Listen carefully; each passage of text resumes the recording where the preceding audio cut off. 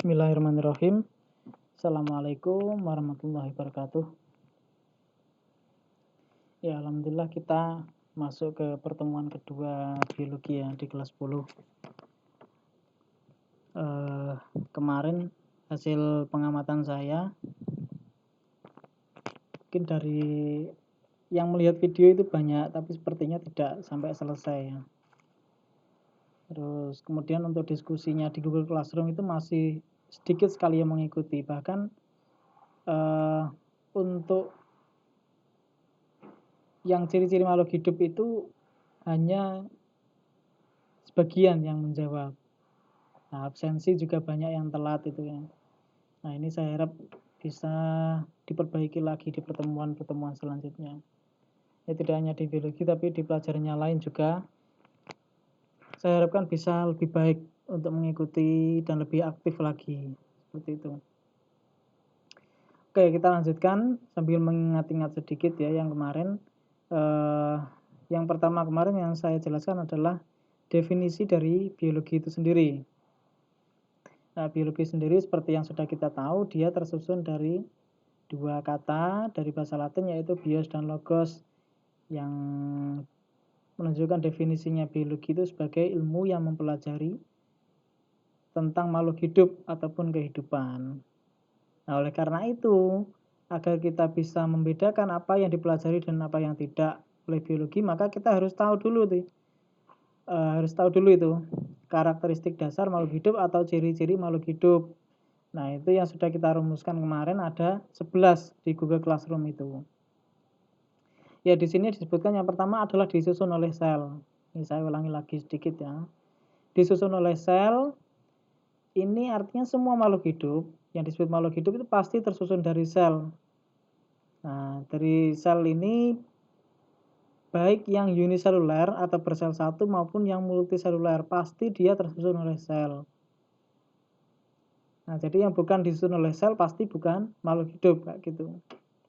Yang kedua, yang namanya makhluk hidup itu pasti mengalami pertumbuhan dan perkembangan. Kalau pertumbuhan itu adalah pertumbuhan dari kecil menjadi besar seperti ini. Kalau perkembangan itu adalah proses pendewasaan atau pematangan suatu organ. Gitu. Misalnya dari tumbuhan yang belum bisa berbunga menjadi bisa berbunga, itu artinya dia salah satu organnya sudah matang. Itu yang namanya perkembangan. Lanjut yang ketiga, itu adalah adaptasi terhadap lingkungan. Jadi setiap makhluk hidup itu dia pasti selalu akan menyesuaikan diri dengan lingkungannya. Agar apa? Nah, ini karakteristik dasar makhluk hidup itu dia pasti adalah harus mampu untuk melestarikan jenisnya. Nah, maka salah satu usaha untuk dia bisa melestarikan jenisnya adalah dengan beradaptasi. Nah, kalau misalnya ini hewan ini ketika dia warnanya mencolok, misalnya berwarna kuning ataupun putih, maka dia akan sangat mudah tertangkap oleh predator sehingga jumlahnya akan terus menurun dan lama-kelamaan akan punah. Nah, itu fungsi dari adaptasi terhadap lingkungan. Nah, ini selanjutnya adalah melakukan proses metabolisme. Metabolisme itu adalah semua proses kimia yang terjadi di tubuh. Nah, termasuk proses metabolisme aerob yang kita lakukan itu. Nah, dari kita ngambil oksigen, kemudian kita makan. Nah, sari-sari makanan kita kemudian itu dipecah menjadi bentuk yang paling kecil, yaitu adalah glukosa, C6H12O6, untuk kemudian dibakar oleh oksigen dan jadilah energi. Itu salah satu contoh metabolisme. Nah, di antara yang lainnya adalah misalnya contohnya fotosintesis. Nah, kalau itu penyusunan, kalau tadi kan pemecahan. Itu adalah metabolisme. Semua makhluk hidup mengalami hal itu. Nah, baik dia heterotrof maupun autotrof. Nah, masih ingat apa enggak itu? Masih ada ciri yang lain. Ciri yang kelima yang saya tuliskan kemarin di Google Classroom itu adalah bergerak. Nah, bergerak itu memiliki fungsi hampir mirip dengan adaptasi terhadap lingkungan. Nah, dia fungsi utamanya adalah agar bisa melindungi dirinya ataupun agar dia bisa menangkap mangsa kayak gitu. Jadi fungsi utamanya adalah agar dia tetap bisa terus hidup dan tidak punah. Itu fungsi dari dia bisa bergerak. Memang untuk tumbuhan itu memiliki gerak yang sangat terbatas, yaitu ada nasti, tropisme, dan lain-lain itu. Nah, nanti kita bahas di kelas 11 untuk itu.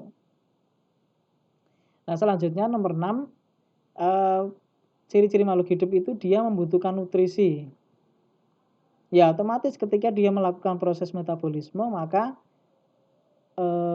bahan baku untuk proses metabolisme itu maka didapatkan dari nutrisi. Nah, kalau kita adalah dari nasi dan juga lauk pauk itu kan. Nah, beda lagi misalnya kalau dengan bakteri, ya dia bisa menggunakan energi itu dari bahan misalnya sulfur atau yang lain. Itu adalah dia membutuhkan nutrisi. Untuk apa? Agar dia bisa mendapatkan energi dan bisa melanjutkan hidup. Itu intinya. Nah, dan juga minum ya, nutrisi tidak hanya makan tapi juga minum. Yang ketujuh adalah melakukan proses respirasi atau bernafas. Nah, ini sangat terkait juga dengan proses metabolisme. Karena kalau misalnya ada bahan baku saja, tanpa ada yang digunakan untuk membakar, yaitu adalah oksigen, ya maka proses metabolisme tidak dapat terjadi. Maka yang perlu dilakukan oleh makhluk hidup adalah untuk mengambil oksigen. Nah, itu untuk yang makhluk hidup yang mengalami proses metabolisme aerob atau yang membutuhkan oksigen. Tapi seperti yang kita pelajari ya dulu di kelas 7 itu ada beberapa organisme yang ternyata dia tanpa oksigen pun tetap bisa melakukan proses metabolisme. Nah, itu tetap dia juga melakukan respirasi untuk mengambil bahan yang dibutuhkan dari lingkungan. Selanjutnya nomor 8 adalah iritabilitas atau peka terhadap rangsang. Jadi misalnya putri malu gitu yang biasanya menjadi contoh yang paling tepat. Nah, ketika ada sentuhan maka dia akan menanggapi rangsang kayak gitu. Nah, sama ketika misalnya manusia itu dipanggil maka juga dia akan menoleh. Nah, atau misalnya mendekat itu adalah salah satu peristiwa menanggapi rangsang. Nah, menanggapi rangsang itu juga sebetulnya dia adalah salah satu usaha dari organisme tersebut untuk mempertahankan diri. Karena kalau misalnya ada bahaya, kemudian makhluk hidup tersebut tidak bisa menanggapi rangsang, maka yang terjadi adalah ya dia akan dia akan mengalami bahaya tersebut yang datang itu. Ya, misalnya ada truk, kemudian kalian berada di tengah jalan. Nah, maka kalau misalnya tidak punya iritabilitas atau menanggapi rangsang itu, kemampuan menanggapi rangsang, maka ya akan tertabrak oleh truk itu. Itu yang nomor 8. Yang nomor 9 adalah ekskresi atau mengeluarkan zat sisa. Nah, ini terkait dengan proses metabolisme juga. Ketika metabolisme energi itu dibentuk, maka otomatis tidak semua makanan dan juga bahan pembakarnya, yaitu adalah oksigen, itu tidak semuanya kemudian digunakan dan habis begitu saja. Tetapi ada zat sisa yang perlu dikeluarkan dari tubuh. Karena ketika tidak dikeluarkan, maka akan bersifat toksin atau beracun bagi tubuh itu sendiri. Nah, oleh karena itu perlu dia dibuang dari tubuh. Misalnya apa? Misalnya adalah urin itu. Urin. Air kencing itu air seni.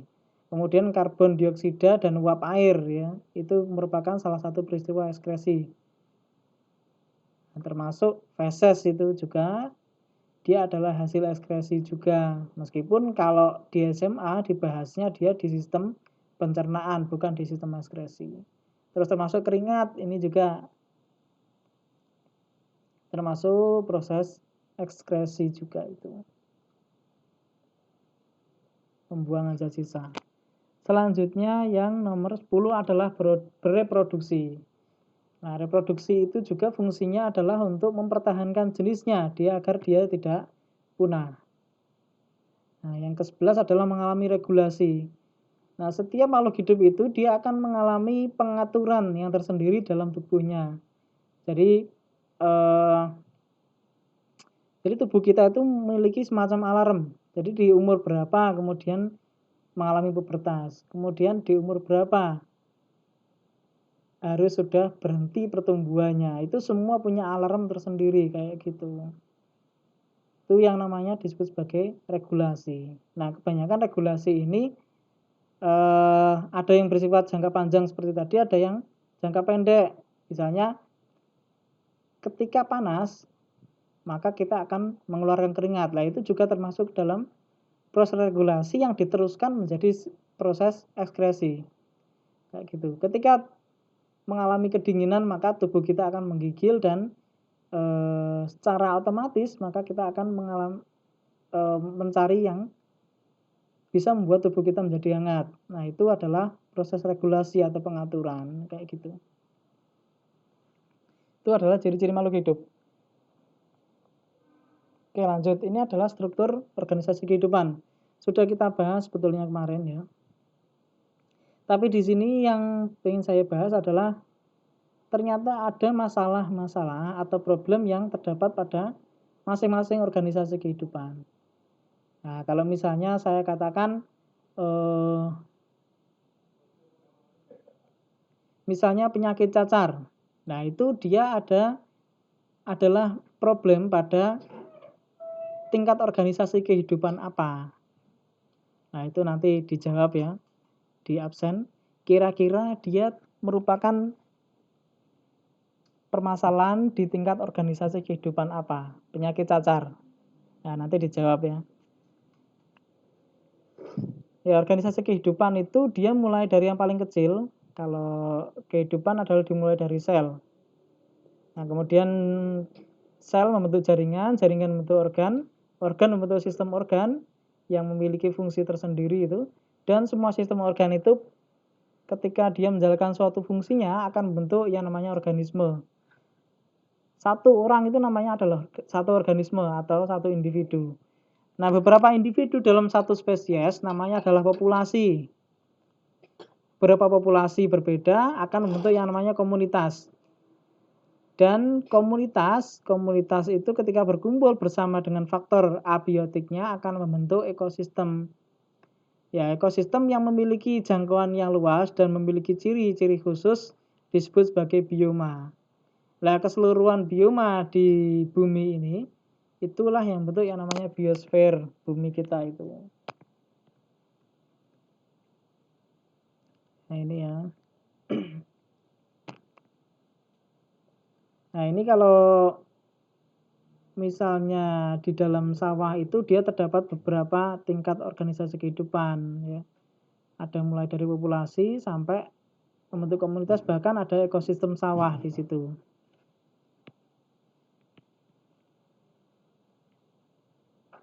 Nah, kira-kira kalau misalnya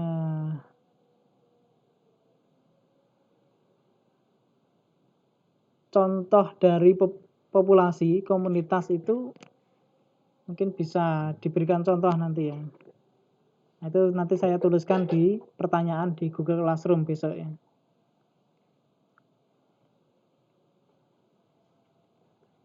Oke, ini ya. Kemudian selanjutnya adalah di cabang-cabang ilmu biologi.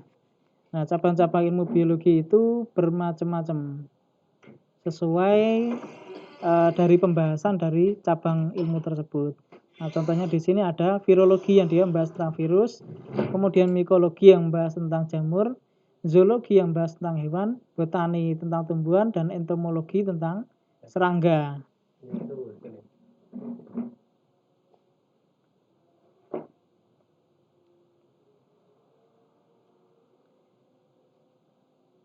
Nah, ini selanjutnya adalah pemecahan masalah biologi dengan metode ilmiah.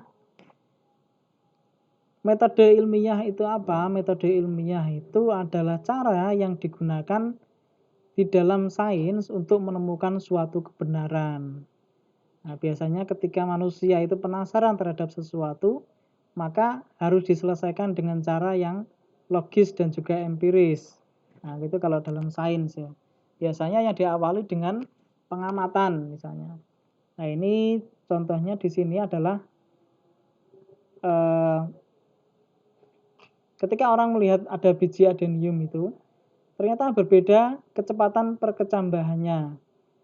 Nah, itu apa yang mempengaruhi?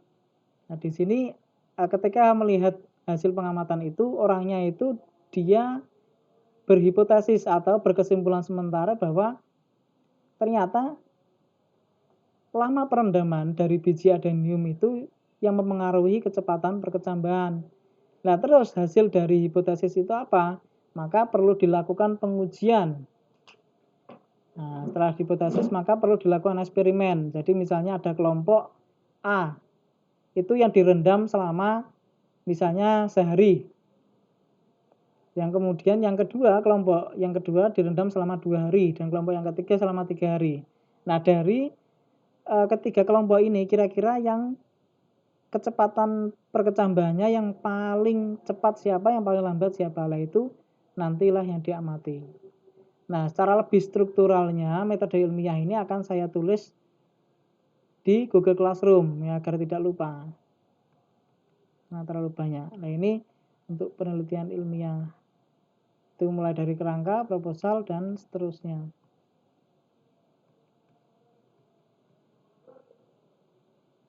Nah, ini prosedur pelaksanaan penelitian tadi ya. Penelitian pengaruh. Ya, kalau ini suhu, bukan lama perendaman ya. Kalau tadi kan lama perendaman biji adenium terhadap kecepatan perkecambahan. Nah, setelah kita dapat data dari eksperimen itu, maka yang dilakukan adalah analisis data. Misalnya yang direndam paling lama, kemudian dia menghasilkan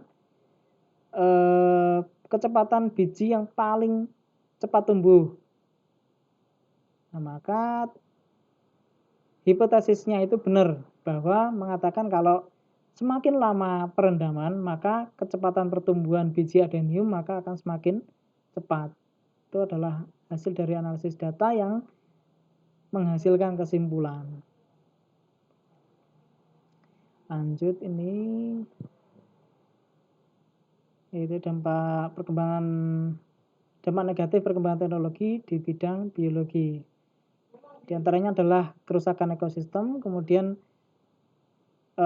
penggunaan pestisida itu menyebabkan hama menjadi resisten atau tahan atau kebal, dan juga penggunaan senjata biologi yang bisa memusnahkan kehidupan. Nah, sedangkan dampak positifnya adalah di bidang pertanian itu ketika menggunakan kultur jaringan maka akan semakin mudah untuk menumbuhkan. Nah, kemudian ada inseminasi buatan itu di bidang peternakan. Kemudian identifikasi virus yang menghasilkan vaksin di bidang kesehatan, dan juga di bidang industri atau makanan itu bisa menghasilkan bermacam-macam ya. Mulai dari yogurt, kemudian tempe dan lain-lain itu termasuk hasil dari teknologi di bidang biologi. Selanjutnya, ini terakhir adalah keselamatan kerja di laboratorium. Pada dasarnya setiap instansi atau setiap unit kegiatan kerja, apalagi yang menyangkut banyak jiwa manusia, harus dipikirkan keselamatannya. Nah, kayak gitu. Jadi di laboratorium itu ada aturan-aturan agar yang perlu ditepati agar si pelaku yang menggunakan laboratorium tersebut bisa terjamin keamanannya. Nah, keselamatan ini meliputi apa saja, yaitu adalah tempat bekerjanya, alat bahannya tersedia, pekerjaan dan hasil karyanya, hubungan antara pekerjaannya dan pengguna lab, dan juga lingkungannya. Nah, ini banyak sekali keselamatan kerjanya ya. Laboratorium dengan perabotnya, kemudian ada listriknya, kecelakaan akibat kebakaran, bahan kimia, dan lain-lain.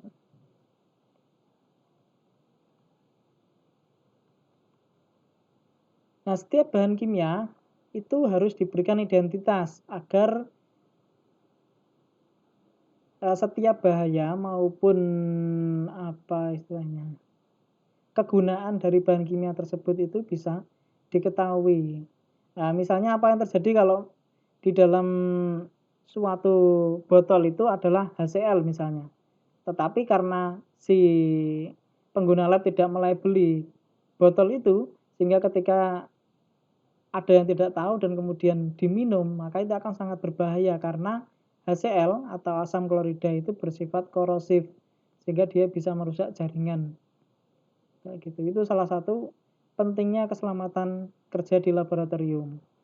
Nah, itu ada beberapa tanda atau simbol yang digunakan di bahan kimia untuk menandakan bahaya yang terkandung dalam bahan kimia tersebut.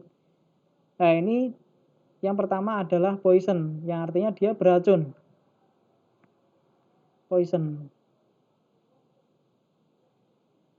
Contohnya bahan poison ini adalah misalnya arsenik. Nah, yang digunakan untuk meracuni orang biasanya arsenik itu. Nah, termasuk juga merkuri itu dia bersifat poison atau bersifat racun.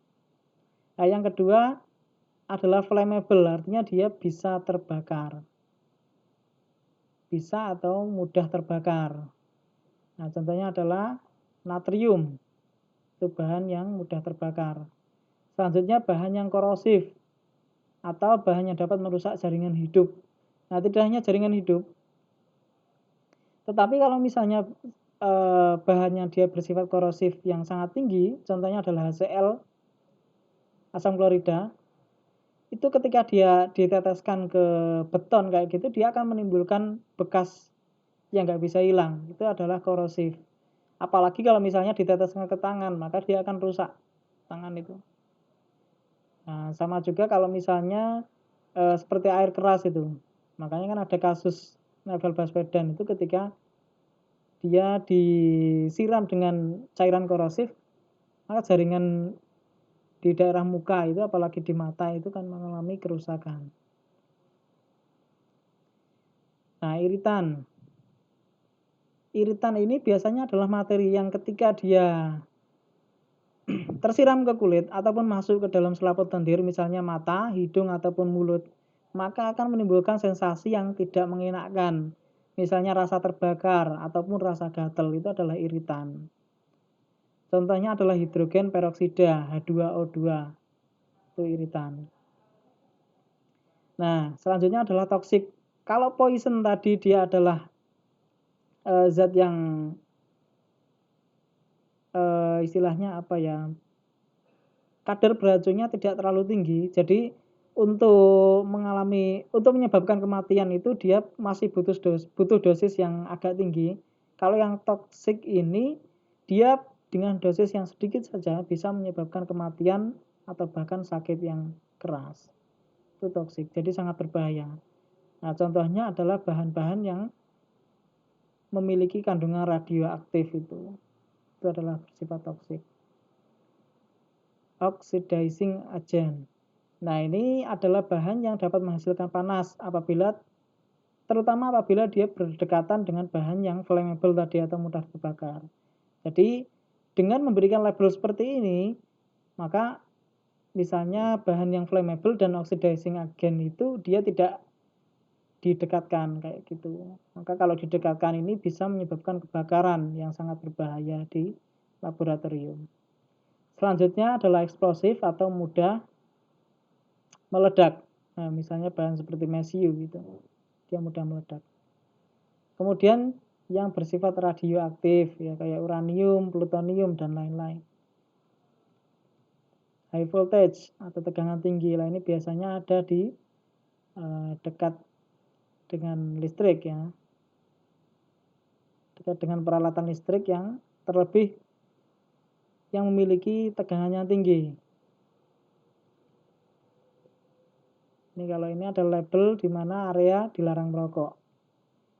Area dilarang menyalakan api karena biasanya di dekat itu ada oxidizing agent ataupun bahan yang flammable atau mudah terbakar. Nah, ini lambang-lambang yang lain ya. Banyak sekali. Nah, selain itu sampah di laboratorium itu tidak bisa dibuang begitu saja ke tempat sampah.